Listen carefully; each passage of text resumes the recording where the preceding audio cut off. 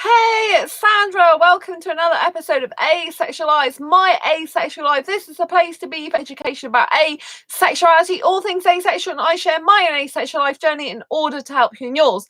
If you haven't already subscribed, please hit the great big subscribe button right down below, right here, right now. Please hit that bell icon to get notified of every time I go live right now or post a new video.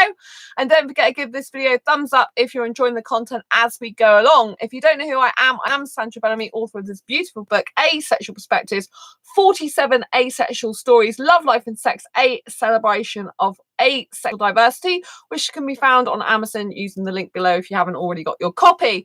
I'm also the founder of asexualise.com and the founder of Asexualise Academy. Well, as you know, I'm currently in the process of writing my second book for asexuals, which is called Asexual Guide to Sex. It was originally called Asexual Sex Stories, which is now the subtitle.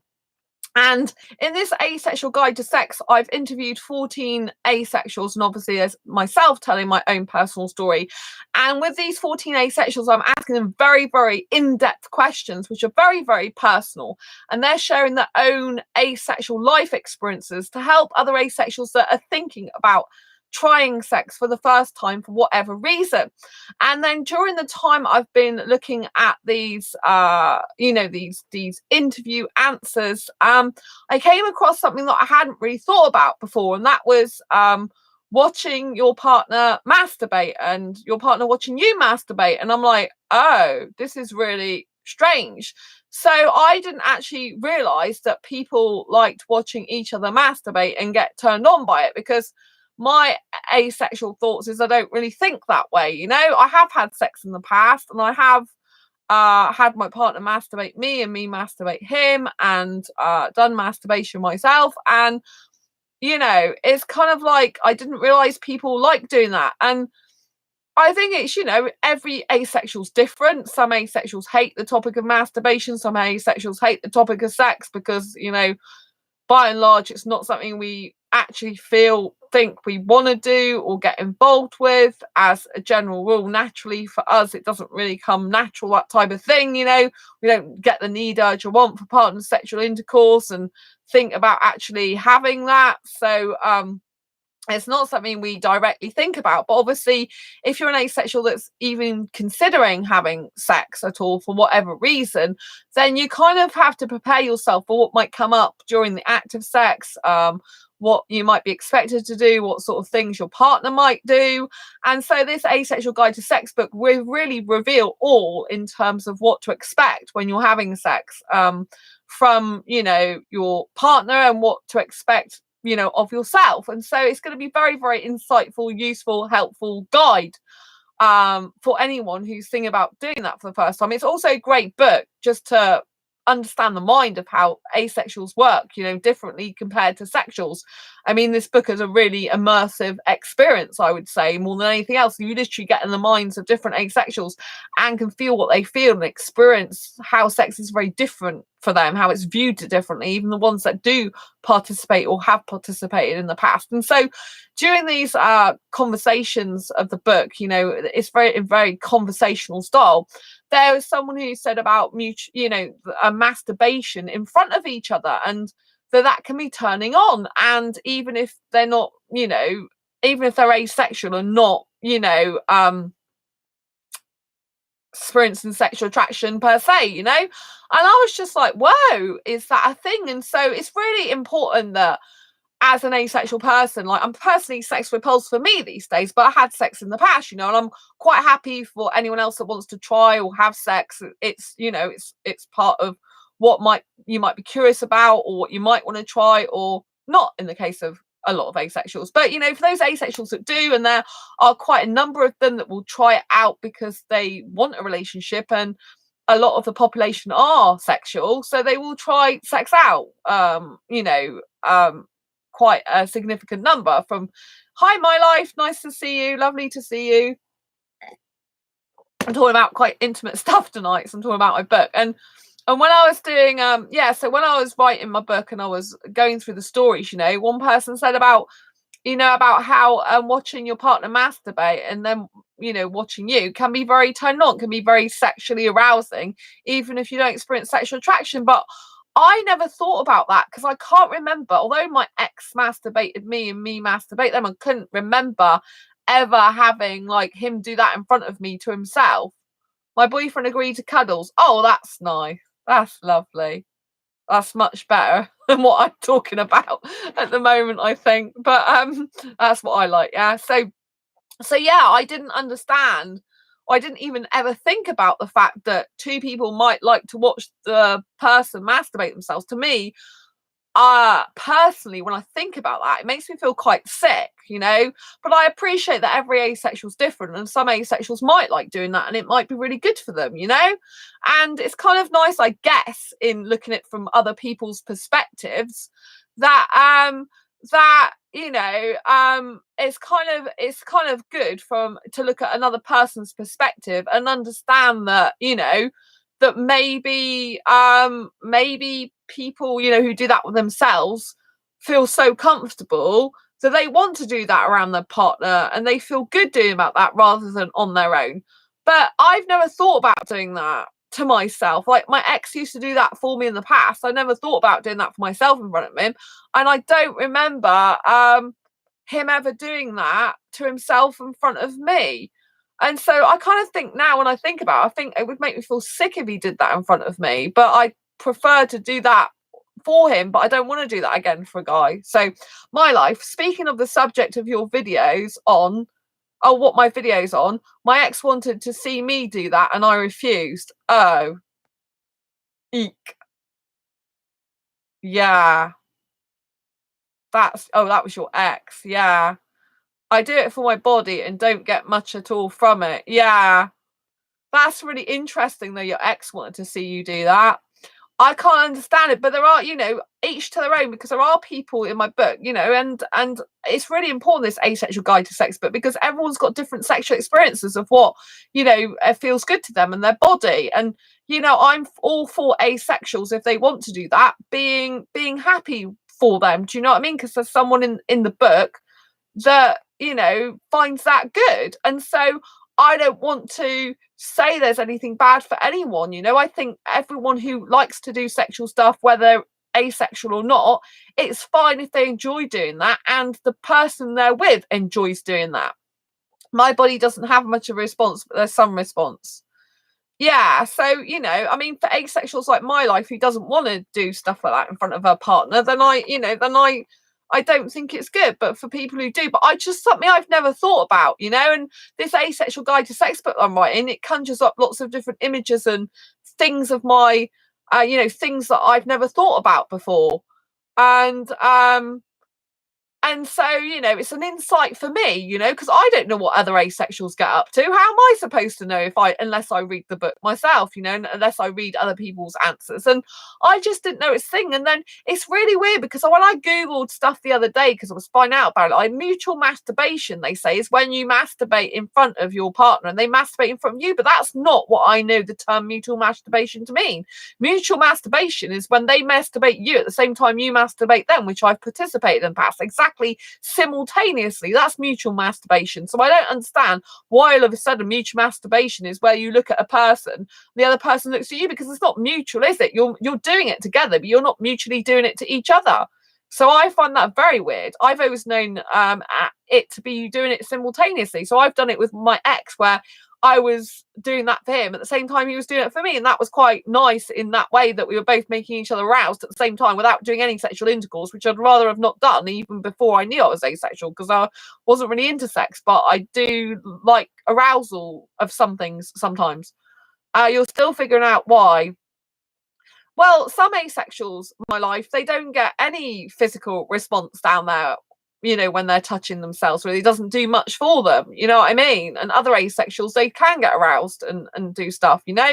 And I think, you know, if asexuals are in relationships with sexuals and having sex, then I think asexuals should get something out of it. So I think that if in case of some asexuals that are having sex with their sexual partner, for example, if they do get aroused or have good, like they have bodily responses that make them feel good, even if it's not the sexual intercourse so much that's making them feel good, but it's other things, I think that's a very positive thing, because I don't think asexuals should be having sex at all if they're getting no pleasure out of it. if it's a boring chore for them. I mean, what's the point? It's a waste of their life and time. At least if you're going to have sex as an asexual, get something out of it for you, you know, like loads of kisses or loads of cuddles or loads of if you like being touched, loads of touching. But some asexuals don't even like being touched. They don't even want any touching, let alone sex. And like, I wouldn't worry about it too much in my life, because I think a lot of asexuals' bodies, they do respond differently. Some of us, not all of us. I mean, for me, I can physically get aroused very easily, which is a bit weird for me. Sometimes I'm like, why? You know, and I can get aroused over the most weirdest of, well, you know, like at the mention of the word sex, sometimes I'm like, I don't like sex, so why the hell does my body get aroused over it? It's not very funny. But you know, it's kind of like, you know, but it's like, you know, like sometimes if I touch myself, like I get a physical response, and other times I'm just like, oh, it's not very good for me. I can't, you know what I mean? I just don't want to be doing some other stuff. But yeah, you know, like, I think I get most aroused when I'm kissing, really. Only thing that my body fully responds to is sensual stuff. Even then, I hardly feel anything sexual. It's mostly all sensual in sensual moments. For me, intimacy is cuddles and kissing and holding hands. I love cuddles and kissing and holding hands. I really do. Kissing is very, very arousing for me, though. I like French kissing, deep French kissing with the tongue. I mean, seriously, that is so arousing, more arousing than sex ever was. I just like, it's very arousing, very euphoric, very dopamine hit. Like I've seriously been feeling kissing sick, like as in I need to kiss, not as in sick of kissing, as in I've been feeling sick that I haven't kissed enough recently. That's how bad it gets for me with kissing. I'm like a kissing addict, but not quite, because I can't just kiss anyone. And I like this week I've been like, over the last couple of days I've been like, oh, I feel sick because I need to kiss. I need to kiss. I know, it is very funny, isn't it? But it's not, but it is. It's like, that is weird. It's very weird. It's like, how can you be so sick because you need to kiss and you haven't kissed for ages? But that's how I get. I actually feel like, oh, I need to kiss. I need to kiss. Like, and it comes, you know, it's an actual sensation, like, in me that feels sick because I need to kiss. Like you with cuddles. Oh. See, I think I'm one of the few females in the world that will say I prefer kissing to cuddling. I just do. Like, I like deep penetrative kissing with the tongue. Not sex. With the clothes on, though. The clothes on, not off. On. I have to specify that. I do need cuddles as well, and I love holding hands. I need public displays of affection and plenty of that. I love kissing in public and holding hands and cuddling and sitting on my guy's lap that I don't even know who he is yet because he hasn't showed up in my life yet. But I need all that, you know? But I do like cuddles as well. You took my advice. Oh, what advice was that? I give a lot of advice out on this channel. Is it talking to him directly by any chance? Has your boyfriend agreed to cuddles? What about, was it the mistletoe advice? What advice was it? I told my boyfriend I need cuddles in my own way. That didn't seem demanding. Oh, that's good. That's really good. And he agreed to cuddling. Oh, that's really nice. That's really sweet. Yeah, that's really good. Yeah. So you probably told him that, oh, I like cuddles in a relationship, did you? Without saying it directly to him about him.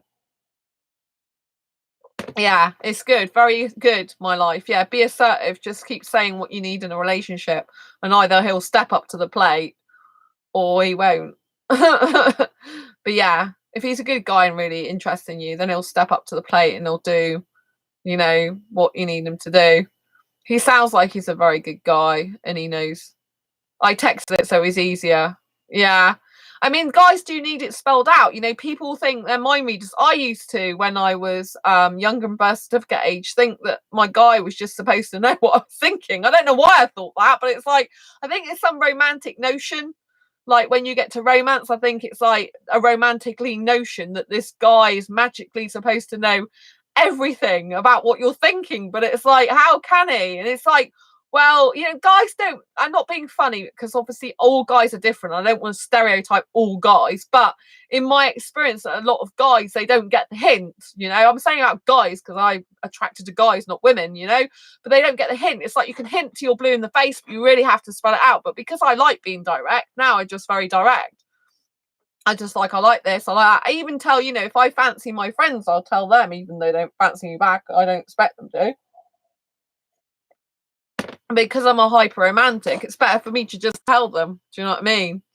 It's just better for me to just come out with it. So, and say stuff, you know what I mean? So I'm just very direct. And I think that's what, I mean, as this topic is about, people liking viewing each other masturbate, I think it's very important that before you get into a relationship or, very early stages, you discuss all this type of stuff or, like physicality you discuss very early on in a relationship, what you like and what you don't like. It's hard because I'm the submissive and docile one and apparently he is too, so like I have to be the direct one now and I'm not used to it. It's not in your nature, but you're a wolf, my life. You're not submissive at all. I find that very hard to believe that you're submissive. I would say, I don't know. Obviously, I've only started to get to know you, but I would say you're the opposite of submissive, if I'm honest. I would say you're quite powerful, strong, dominant figure who knows what association. When it comes to a relationship, I am. Oh, right, okay. I kind of get that. Because when I'm in a relationship with a younger guy, I'm more of a girl. I'm more younger than he is. So I do get that. I go a bit like all cute and well, I say I'm cute. I go a bit all like shy and a bit like quiet. I'm not shy and quiet usually. And I go a bit like blushy and I go a bit like you're the older one, not me. Well, they usually act like they're older a lot of the time in the sense of like I'm not talking about in sense of experience. I'm talking about in the sense of like older music they like doing older things. I like going to bed by a certain time. I'm like a teenager. I should be up till 2 in the morning, not go to bed at this normal hour. And I like listen to dance music and going out dancing. So yeah, I kind of like the younger guy to be the older one and me to be the younger one. So I kind of do get that. But yeah. It's hard if you've got two submissive people, I have to admit.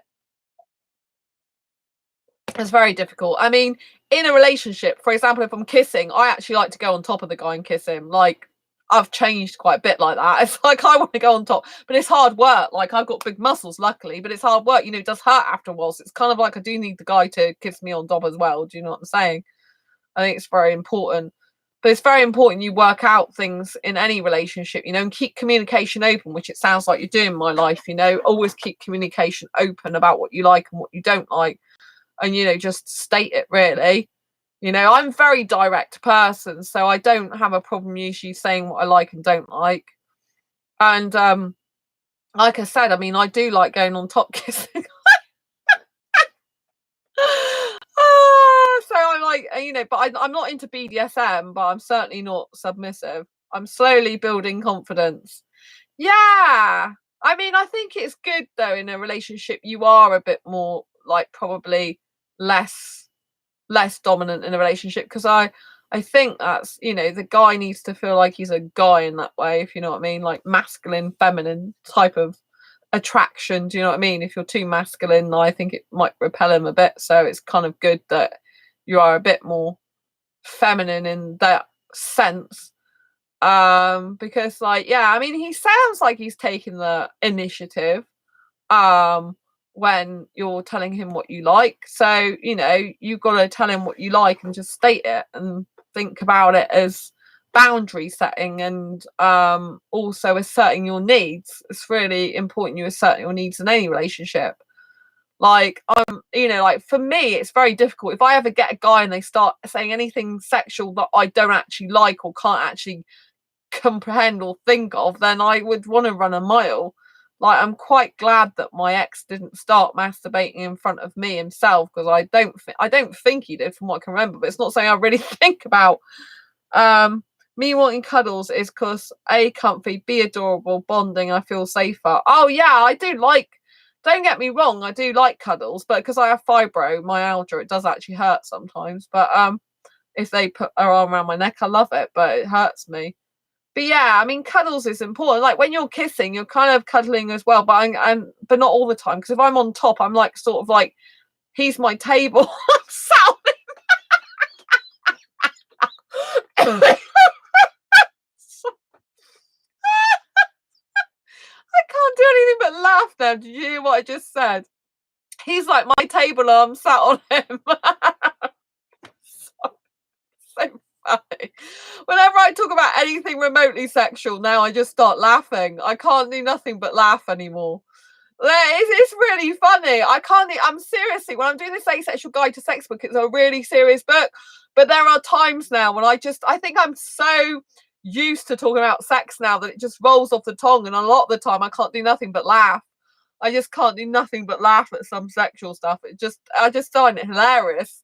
I can't take it seriously, some of the stuff anymore. I'm just like, what?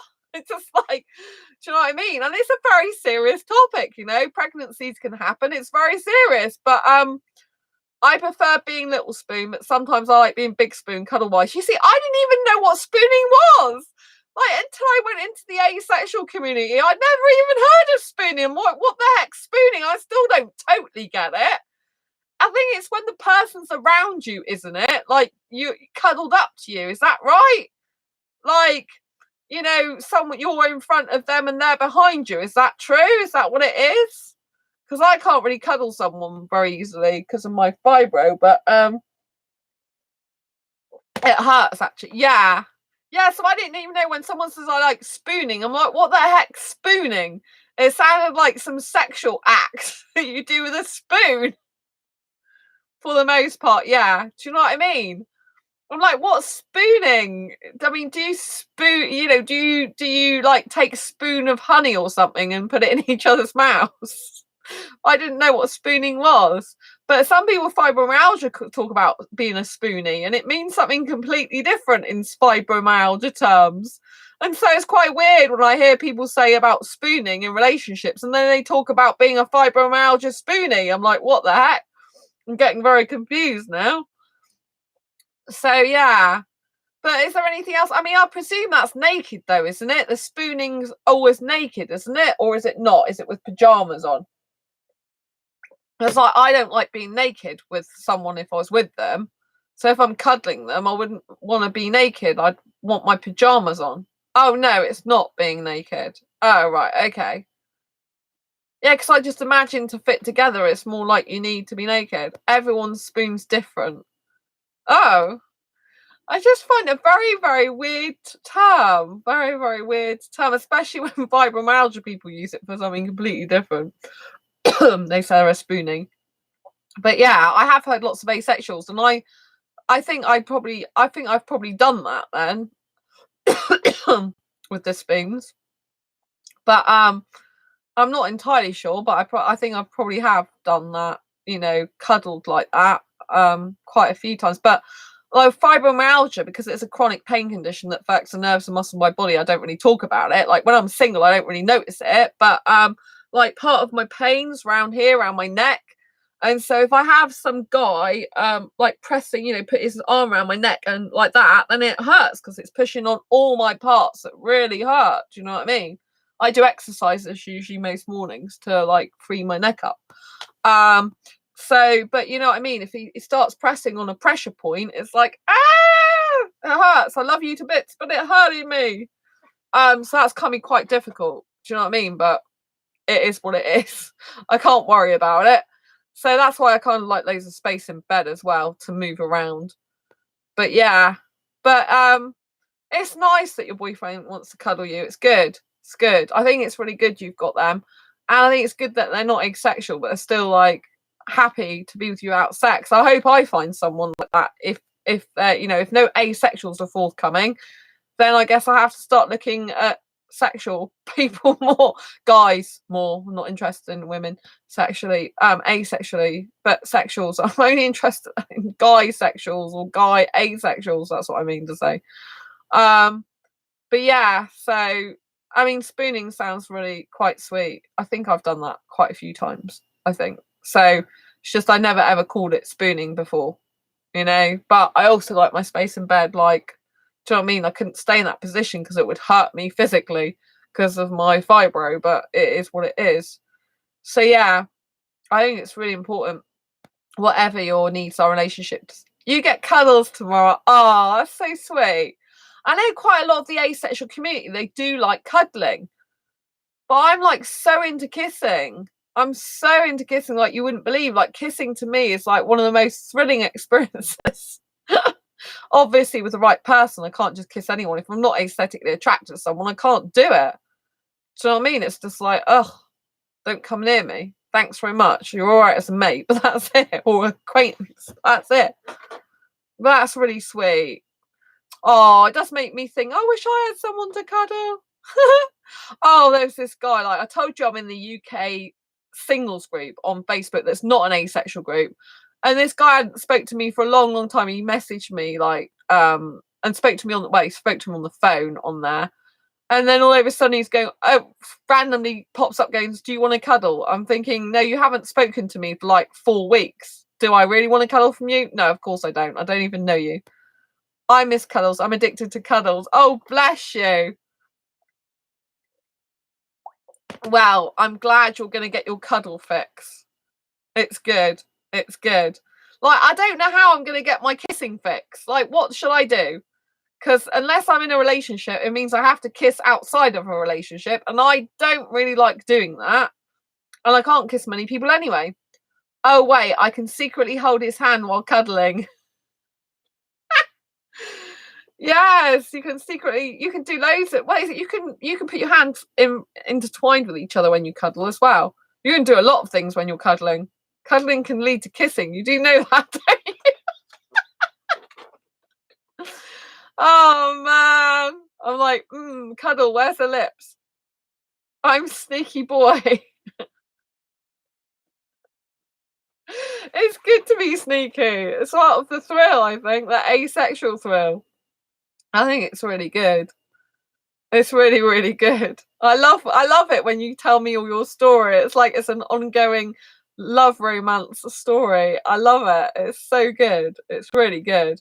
Oh, that reminds me of asexual love stories I spoke to you about, didn't I, a while ago? I'm still working on the asexual guide to sex book. I've only just started working on that again now. So I haven't even been thinking about the asexual love stories yet. I'm trying to still work on the asexual guide to sex because my fibro book took like over 2 weeks to get sorted. I've only just sort the cover for it 2 days ago. For the print version, they got to resize my cover. So I haven't thought about the asexual love stories bit for a while.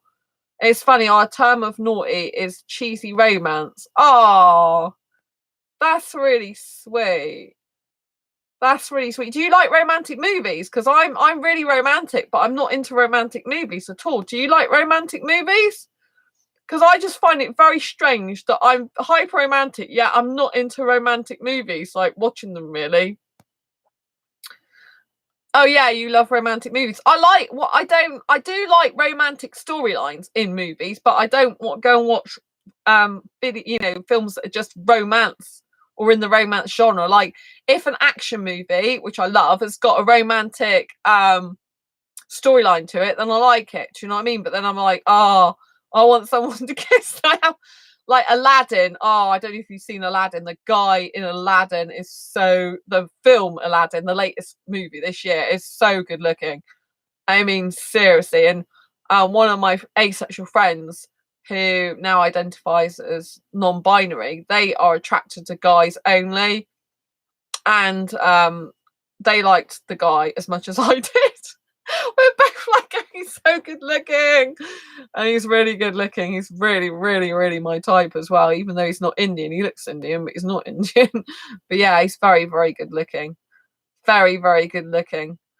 But yeah, I think it's I think the world is big, and it's really good if you found a special person that you've found, that matches you really well. And I think that's what you've got to do with every type of relationship, and whatever physicality you'd like, whatever your mum's annoying you. Okay. I think whatever type of physicality you do want or like in a relationship, I think you have to spell it out to the other person. It's like some asexuals, some asexuals do participate in BDSM, some asexuals do like porn, some asexuals do like kinks, and so I think that even though you're in the asexual community, if you're looking for a relationship, a sort of a relation, being in a relationship as opposed to just a friendship, you have to really discuss up front what sort of physical things you need, what's your needs, what's their needs, what's your likes, what's their dislikes, what's your dislikes, what's their likes. I think you have to discuss all this up front, and in terms of masturbation, I think you do have to ask the question outright, like, about masturbation, like, do you masturbate? Like, if you're thinking about a serious committed relationship, and like, do do you do any sexual acts, or like doing any touching to your partner and stuff like that? Because like, some things, like, I don't personally like anything to do with BDSM, kinks, fetishes, or anything like that. I mean, it's quite turning off for me, if I come across an asexual guy like that, which there are a number of asexual guys that like some of those things or all of them, then it just like puts me off, because it's not what I'm looking for. It doesn't make me feel comfortable. But I think it's really important to know that it's okay whatever you feel. If you're asexual that really does like kinky stuff and fetishes, then there's nothing wrong with that. You're just an individual. Do you know what I mean? And so you just need to find someone who's compatible for you. And like I was saying earlier, a guy masturbating in front of me looking at that wouldn't turn me on. That would turn me off him. I would be feeling sick, because I don't want to see a guy doing that. I just find it too harsh and find it too weird. Do you know what I mean? And so obviously some other people, hi my life, some other people do like doing that. Some other people do like seeing each other do that. And I think it's good in the sense that, you're confident if you can do something like that in front of each other. But it's something that I wouldn't like to experience, because I wouldn't enjoy that. I wouldn't like it. I'd be like, no, do you know what I mean? And so it's really, you wouldn't want to see it either. No, I wouldn't. Like, in the past, I have masturbated a guy and he's done that to me, but I wouldn't want to see him do it to himself. I'd feel it's weird. I'd feel like he'd really have to thrash himself doing that, if you know what I mean, and it'd be too harsh, and I think it'd be too gross. That's my personal opinion, though. But it's good that my Asexual Guide to Sex book, it's just different. It's got all people's perspective, and the people that do like that, and I think it's no shame if people do like that, if they've got a partner who enjoys that as well. I've seen it, and it's just ick. Oh, you mean the dick? Yeah, I don't like seeing a guy's dick anymore. I mean, with my ex, I did. We were together for 8.5 years, and I was, I didn't know I was asexual back then. So I used to be naked all the time with him, but well, not all the time, but when I was doing sexual stuff. But I didn't actually. Some of the time, I kept my part of my clothes on, I think. But I mean, throughout the whole 8.5 year relationship, I was like naked with him quite a bit. But no, not that. Oh, you wouldn't want to see your partner masturbating in front of you, because that would just be icky. I think you meant, did you? I think that's what you meant. Yeah, I wouldn't want to see my partner do that in front of me, like, because some asexual guys have said, oh right, I mean, guys that are not asexual, they're sexual guys. They're like, oh, so what am I supposed to do then if you won't have sex with me? I'm like, well, go and masturbate yourself then. They're like, oh, what, in front of you? I'm like, no, I don't want to see that. Go and do it somewhere else. I've seen one of my exes, was a boyfriend at the time, do the masturbation. I hate saying the word. Oh my gosh. Yeah, I've seen it. It's just ick. Yeah, I think, like, if I had, like, in the past, I would have rather have done that for a guy than him doing that to himself. It just seems weird. Just seems like so not normal to me. But I don't know if he does it on his own, in his own place. That's why I like living in separate places. So I would do that by yourself. Do you know what I mean? And I also see the other side of it, that I'm fine with seeing privates, because I don't see them as inherently sexual. It's part of the body. I don't like the male anatomy, though, my life. So I get that, but I don't like the male anatomy. I don't like the penis and the balls. I just think it looks like a sack of potatoes that's wizened up. Poor guys. I'm sorry, guys, but that's what I think. I don't want to see. I'd rather see a man's naked body than a woman's, because I'm not attracted to females at all. I don't search for it and I don't ask for it, but if I see such things, I don't care unless it is intended to be sexual. Oh, I don't like it. But if I have to see man or woman, I would always choose to see the man because I'm not attracted to women. I hate women's naked bodies more. I just don't like it. um, um, but yeah, but yeah, I don't like it. You know, if I was gonna if I was gonna see a guy naked, I'd rather see a younger guy naked because, as you know, I don't get attracted to older guys. And I would rather see a guy in his 20s naked than a guy in his 50s or 40s. Do you know what I mean? It's like not my thing. I'd rather see a young guy because I'm more aesthetically attracted to a young guy, and I think an older guy's body just looks like even worse than a younger guy's body. I know what I mean. So that's what I'd prefer if I had to see one.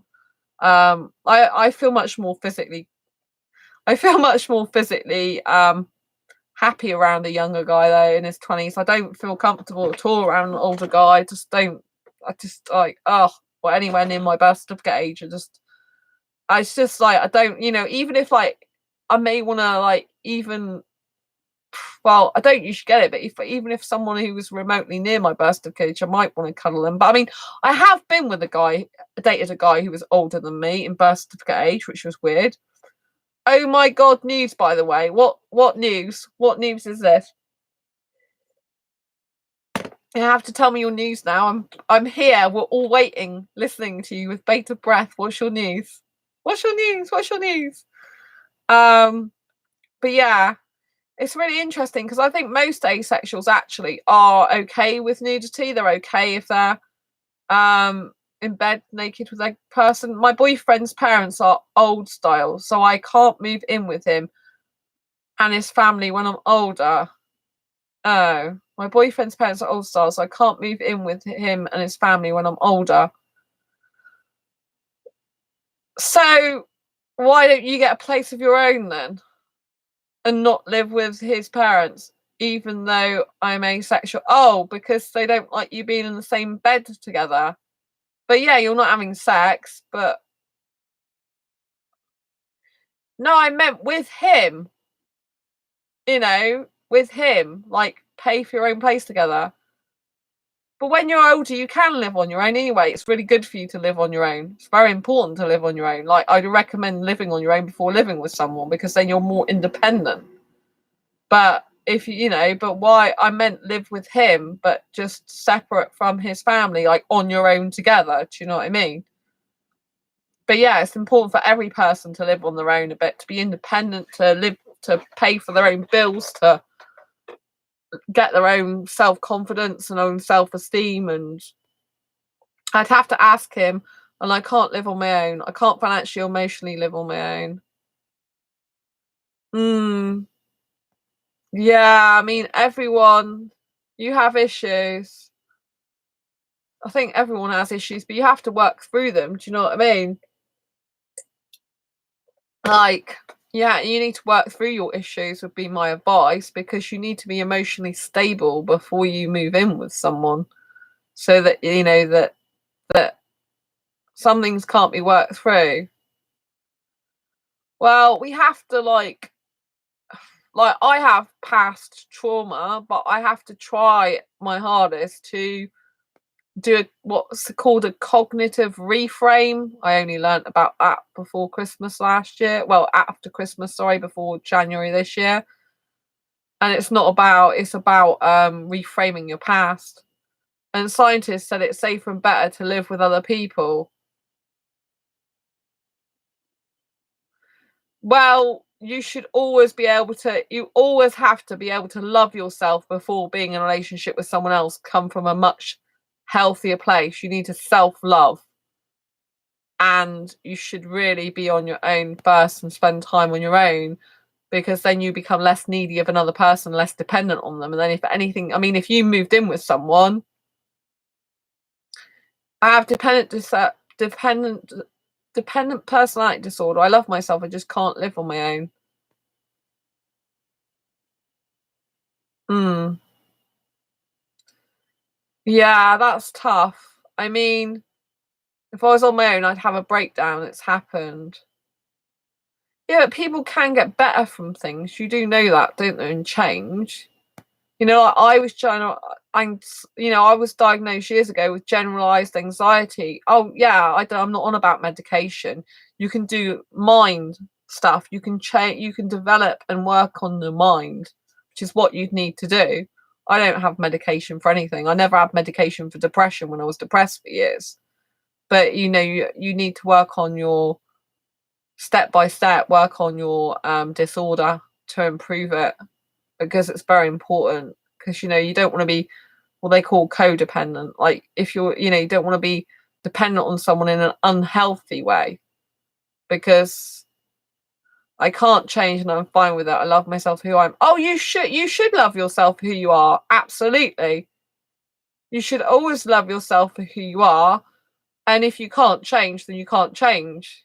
People can only change if they want to change or believe they can change. If they don't think they can change, then they can't change. So whatever you say about yourself is correct. Like, if you can't change, you can't change.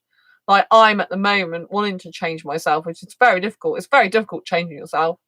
Very difficult. But I mean, I was diagnosed years ago with generalized anxiety disorder level 4, and I've improved that. I've still got anxiety, but I'm a lot better in it.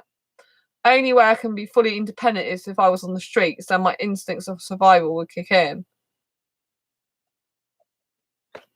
Well, in the future, you don't know what's going to happen. And it's better to be prepared for everything, you know? If it was a case of, like, you know, if the worst was to happen, you'd have to live on your own. Do you know what I mean? And it's better to, like, confront your fears early on than you know, like, them coming and getting you later on, if you know what I mean. It's very difficult for you, I do understand. And I think you should. It's good you've got friends, yeah. I mean, you should always love yourself for who you are. Like, I love myself for who I am, despite all, you know, the things that I'm not so great with. The weak, you know, like, I personally like having some anxiety. I don't want to get rid of all anxiety, because some anxiety is healthy. But the way I was before, I would get severe abdominal pains constantly over a ton of different things. And it got so bad for me that it was really, really decreasing my happiness in my existence. Do you know what I mean? It was causing me physical pain, not just emotional pain. And so it's really, really hurting me physically. So I had to get some, you know, I went to counsellors and stuff, and actually one counsellor made me worse. I went to have counselling because I wasn't depressed anymore, but I had a lot of anxiety, and they started to make me feel depressed again. I felt myself going backwards, and I'm like, I've got to stop it. So I had to stop seeing them. And we had to do this thing where you're supposed to put the pros and cons of anxiety, right? And you're supposed to say what's good about being anxious, what's bad, and you're supposed to convince yourself in the end that you don't have you're supposed to convince yourself that you're not don't need anxiety, that anxiety is worse to have than better to have. And in the end, I came up to the conclusion that it's better to keep my anxiety, which wasn't what I'm supposed to say, because I don't say what other people want to hear unless I want to change. It's no good, is it? And I can't change it. I'm learning about psychology, and I know how my brain works. Technically, I qualified to have an aid but couldn't afford it, and I refuse to be seen as needing an aid. I have some level of independence. I won't reach full independence. Mum is half to blame. Yeah, I mean, parents are responsible for a lot of our younger, like, it between age 1 to 6, I think it is. Parents influence our whole lives, and other people like teachers and everyone that's obviously older than us and responsible in some way for us. They really affect our lives. They affect everything from age 1 to 6, but we can't change the past. We can only change the present, and how we view the past, which is why I try and view the past differently now. So it helps me. It's better for me. But, it's good if you've got some level of independence. So, I mean, obviously that must be an improvement to before, and you do have to accept yourself, but also, I would say we always have to work on ourselves as well and realize that only we can change ourselves if we want to. No one else can do it for us. I mean, some people who I know who say they've got mental health difficulties, I accept they've got mental health difficulties. However, I know other people that have got more mental illness in terms of the way they behave and treat people or life than the people that have got some of these mental illnesses. I don't want to be babied. I have more issues with my brain than people think because I refuse to let them see it. Mum won't let me hang out with school friends and I don't click with church friends. So, I mean, yeah, your mum is very controlling, isn't she? Which doesn't really help you. I have more issues with my brain than people think because I refuse to let them see it. Mum won't let me hang out with school friends and I don't click either with church friends. Yeah, I mean, it's good you're consciously aware, my life, that you have problems with your brain. I mean, the mind, I mean, I didn't realize this when I was a lot younger in birth certificate age, but the mind is everything. Everything is controlled by your mind and the way you view things, the way you think about things. And when you're from a very early age, we're all conditioned. We're conditioned by parents, by advertising, by teachers, by friends, by family. And and it doesn't really matter, like later on, like you realize that everything's conditioning. We're being conditioned, whatever, whether we like it or not, 24/7, 365 days a year by any type of thing that's around us, influencing us, anything. And it's very difficult to change your mind. Like, I'm trying to change my mind on some things now, and it's really hard. I'm stuck in the house. Whenever I get the slightest taste of freedom, I breathe it in like it's my last breath. Example, our class walked downtown to a bank type thing, and I loved it.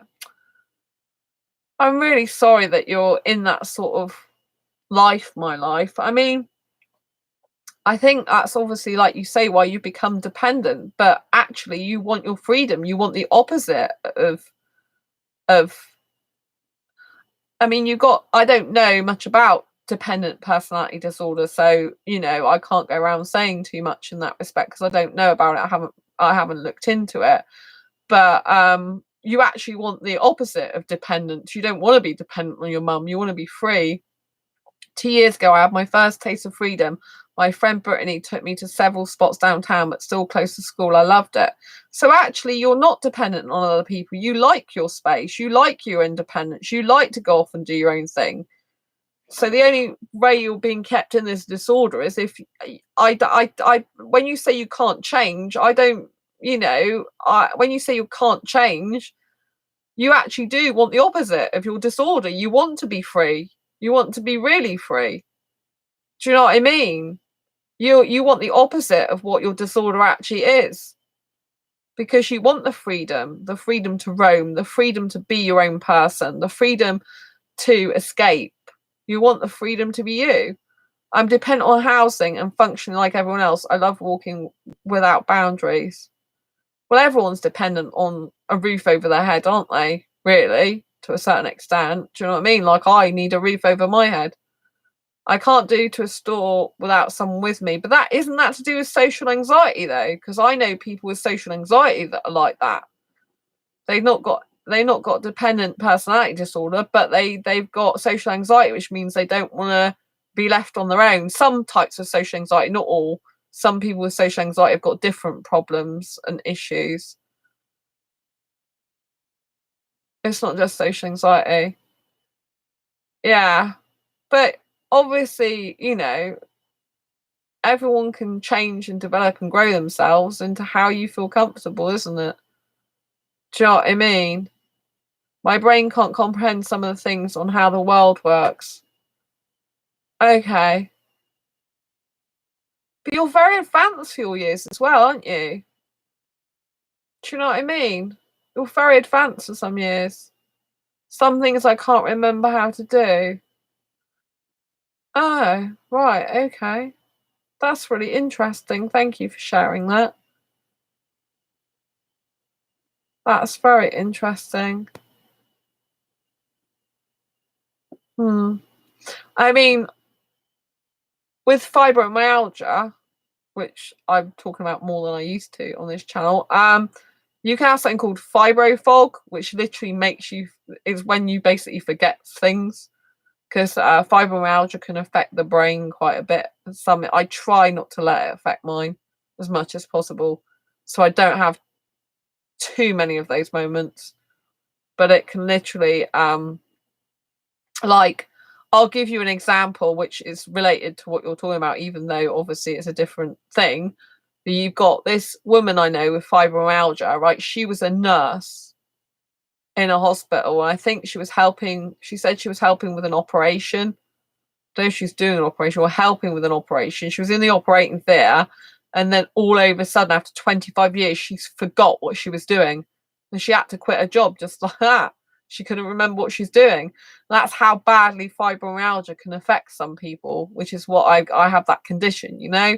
And so I'm quite aware of all the problems that people can have with fibro, but I just choose not to let them affect me as much as possible and not focus on that, because if I focus on it, I'll believe it's true and then I'll make it happen. So I'm not making it happen. I have the most I've got is when I've changed people's names. My brain just changes people's names that I've known for like 3 years and gives them a different name. It's really bizarre. Very, very bizarre. But yeah, so some people with fibro can't remember what to do either. And because it affects the brain, affects the nerves and muscles of the spine, and it affects the brain and the physicality. When I'm in a depressed state, I hate everything that has to do with how my brain works. But when I'm happy and stuff, I love everything, even the pain I go through. It's odd, I know. Oh,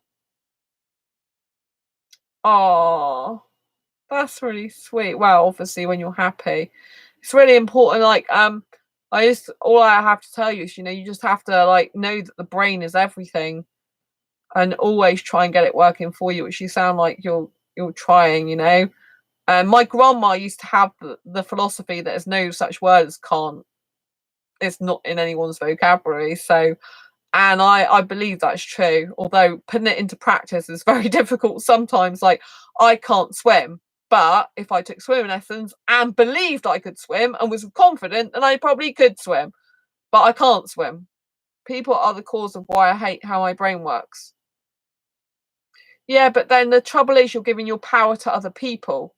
You see, whenever you're saying someone else's fault, you're giving power to those people, and you're helpless, when actually it's only you that can change your situation, despite what they've done to you, or how they made you feel, or how they impacted your life, or gave you a problem. You're right back. Someone tried calling me. Oh, bless you. But yeah, I'm gonna have to go soon anyway, because I've been on this stream for nearly an hour. But yeah, anyway, I think I'm going to conclude there, and I love you, my life, for sharing everything. I really appreciate it. Really, really appreciate it. Anyway, I'll conclude for tonight. If you've got any questions or comments, please leave them down below. If you like this video, you found it useful, helpful, insightful in any way, please, please, please, please, please give it a thumbs up.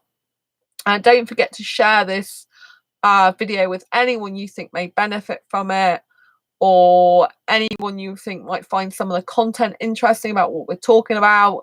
Like I said, if you haven't already subscribed, hit the subscribe button down below. Hit that bell icon to get notified of every time I go live like now or post a new video. And I'll look forward to seeing you on the next live stream. Thank you so much, my life, for taking part. Lots of love to you. Thank you so much for whoever else has been watching me all the way through this video. I love you lots. Thank you so much for tuning in. And I hope you have a fantastic day. Lots of love to you, and I'll see you soon. Bye. Bye.